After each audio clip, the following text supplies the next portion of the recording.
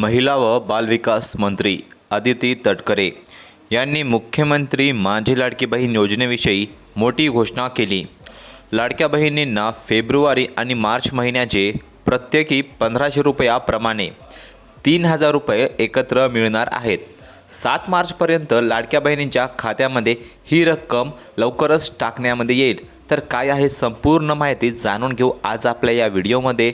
पण त्या अगोदर जर तुम्ही आपल्या यूट्यूब चॅनलवर नवीन असाल तर नक्कीच सबस्क्राईब करून घ्या। अदिती तटकरे यांनी महिला दिनाच्या पूर्वसंध्येला मुख्यमंत्री माझी लाडकी बहीण योजनेतील सर्व पात्र लाभार्थ्यांना फेब्रुवारी व मार्च महिन्याचा लाभ दिला जाणार आहे असं म्हटलं। 7 मार्च 2025 पर्यंत सर्व पात्र लाभार्थ्यांच्या बँक खात्यामध्ये 2 महिन्यांचा सन्मान निधी म्हणजे 3000 रुपये जमा करण्यामध्ये येईल असंही त्यांनी म्हटलं। राज्य सरकारनं आंतरराष्ट्रीय महिला दिनाच्या निमित्ताने मार्च महिन्याचा हप्ता लवकर देण्याचा निर्णय घेतला आहे।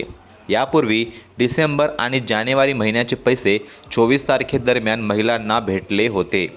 आता लाडक्या बहिणींना मार्चचे पैसे पहिल्या आठवड्यात मिळणार आहेत।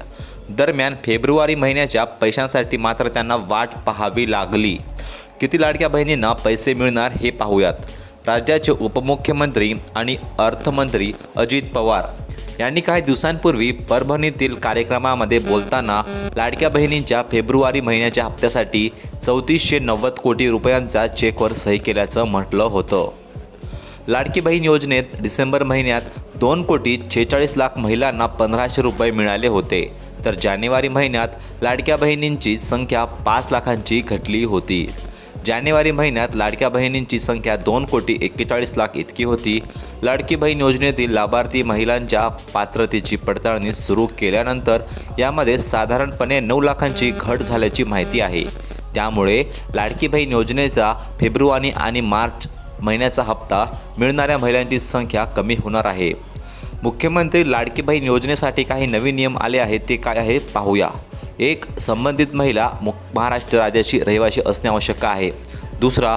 राज्यातील विवाहित, विधवा, घटस्फोटित, परित्याग आणि निराधार महिला तसेच कुटुंबातील केवळ एक अविवाहित महिला।